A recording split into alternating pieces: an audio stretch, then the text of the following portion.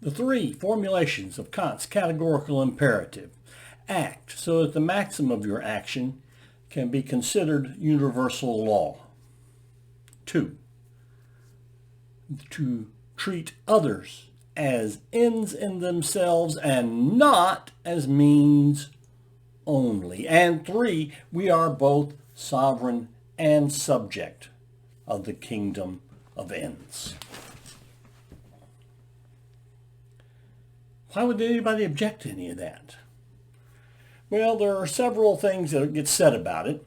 The most famous is from a contemporary French philosopher, Benjamin Constant. I'm not going to try to say it in French. And Constant offered this riddle. He said, look, imagine someone comes to your door asking to be hidden from a would-be murderer. What do you do according to the categorical imperative? Well, save life. That's what you do. So you admit this person into the room and send them upstairs. Now, a few minutes later, someone comes to the door and says, I am here to murder someone.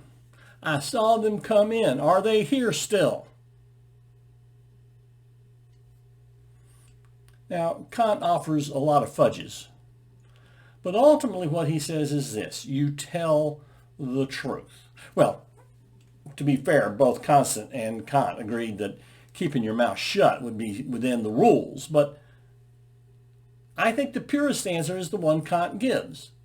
You tell the truth. You tell the truth because all you can be responsible for is yourself. You cannot make other people moral. You can only make yourself moral. When you lie, you make yourself immoral. And there is no excuse for that. None. Now, both Kant and Constant agree you can try to stop the murderer. You can certainly call out, run, run, would-be murdered person. That all of this is legitimate. You do not have to empower the murderer to murder, but you cannot lie. You must yourself remain moral. This bothers us because we have some sort of perhaps intuition, perhaps cultural ingrained notion that if we give someone who does an evil thing some kind of information, we're somehow complicit in the crime. The word there is crime. As far as the law is concerned, we may well be complicit, but morally, I cannot morally be responsible for what you do. I can only be morally responsible for myself. There's any number of circumstances. You want to mislead somebody by lying about the outcome of an election, say. You come to me and ask, what is the outcome of the election? I tell you the truth. You then go and lie to someone. Did I make you lie? Now, you couldn't have lied without me giving you the truth. I am the possessor of the truth. You need the truth in order to lie. So I give you the truth. Am I somehow responsible for your lying? Let's say your lying leads to someone else committing suicide. Am I responsible for their suicide? No. No. I can only be responsible for what I do. And this is the lesson Kant tries to purvey here. We have become a bit legalistic in our thinking. And we somehow have this notion that legal guilt and moral guilt are the same thing. They are not. Legal guilt may have nothing to do with moral guilt whatsoever. And certainly, moral guilt has nothing to do with legal guilt. All that you must not do is violate some element of the categorical imperative. And nothing about the law requires adhering to the categorical imperative, and the categorical imperative may require of you to break laws that are unjust. I also want to take this opportunity to beat up on a little word I used a couple of moments ago in describing our reaction to Kantian morality. I use the word, it seems to us that, that there's an intuition that there's a problem with Kant. Moral intuitionism is in general considered a bankrupt approach to morality. It's not clear, one, that intuition is inborn. If it isn't inborn, if it's something we've learned, then it's actually ethical relativism, cultural relativism, which we'll see a critique of later. If it is inborn, it does seem some of us don't have it, hence psychopaths and some versions of sociopaths. So how useful can it be for judging right and wrong? And it isn't clear that we all have exactly the same moral intuition.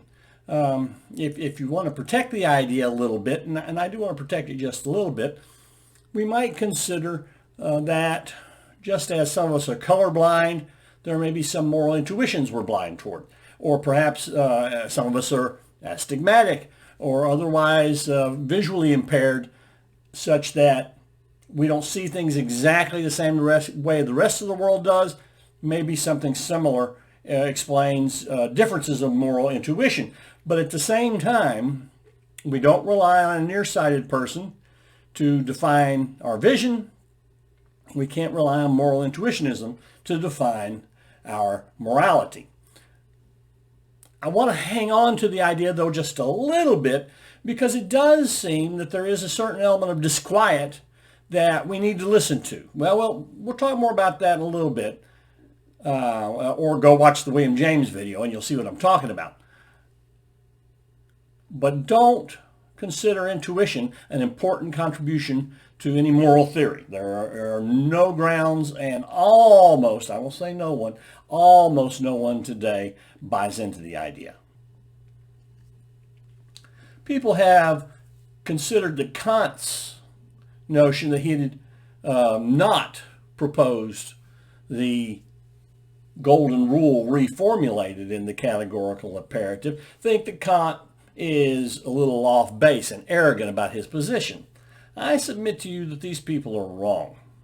I mean, one element is automatically wrong. Do unto others as you would have them do unto you. As you would have them do unto you makes it conditional. How do you want to be treated? I want to be treated this way. So if that's the way I want to be treated, then if this is the way I want to be treated, if this is the way I want to be treated, then do this. And that's not Kant's position at all. Kant presents us with a series of unconditional definitions. Act so that the maximum of your action can be universal law. Now, if you'd like it to be universal law, no. Act so that the maximum of your action can be universal law. Universal law is not something you choose. You don't say, well, I'd like to have a universal law that says everybody gets free ice cream. No.